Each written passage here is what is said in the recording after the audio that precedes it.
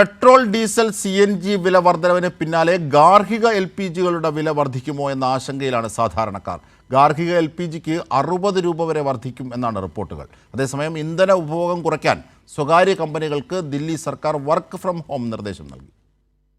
പശ്ചിമേഷ്യയിലെ യുദ്ധ സാഹചര്യം കൈകാര്യം ചെയ്യുന്നതിൽ പരാജയപ്പെട്ട കേന്ദ്രം പ്രതിസന്ധിയുടെ സാമ്പത്തിക ഭാരം ജനങ്ങളുടെ മേൽ അടിച്ചേൽപ്പിക്കുകയാണ്. പെട്രോളിനും ഡീസലിനും CNGക്കും വില വർദ്ധിപ്പിച്ചതിന് പിന്നാലെ ഗാർഹിക സിലിണ്ടറുകളുടെയും വില വർദ്ധിപ്പിക്കാനാണ് കേന്ദ്രം ഒരുങ്ങുന്നത്.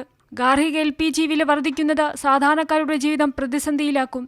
നിലവിലെ ഇന്ധനവില വർധനവിനെതിരെ പ്രതിപക്ഷ പാർട്ടികളുടെ വിമർശനം ശക്തമാണ്.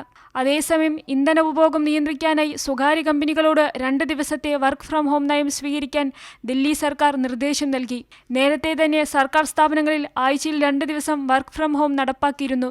പൊതുഗതാഗത സംവിധാനം പ്രോത്സാഹിപ്പിക്കുന്നതിനായി ദില്ലി മെട്രോയും വിപുലമായ പദ്ധതികൾ പ്രഖ്യാപിച്ചിട്ടുണ്ട്. തിങ്കളാഴ്ചകളിൽ 24 അധിക മെട്രോ സർവീസുകളാണ് പ്രഖ്യാപിച്ചിരിക്കുന്നത്. കൂടാതെ കൂടുതൽ സുരക്ഷാ ജീവനക്കാരെ നിയമിക്കുകയും ടിക്കറ്റിംഗ് സൗകര്യങ്ങൾ വിപുലമാക്കുകയും ചെയ്തിട്ടുണ്ട്. അതേസമയം 46,428 ടൺ LPGയുമായി ഹോർമോസ് കടലിടുക്ക് കടന്ന LPG ടാങ്കർ NV സൺഷൈൻ ഇന്ന് മാംഗ്ലൂർ തീരത്തെത്തുമെന്നാണ് റിപ്പോർട്ട്. കൈരളി ന്യൂസ്, ദില്ലി.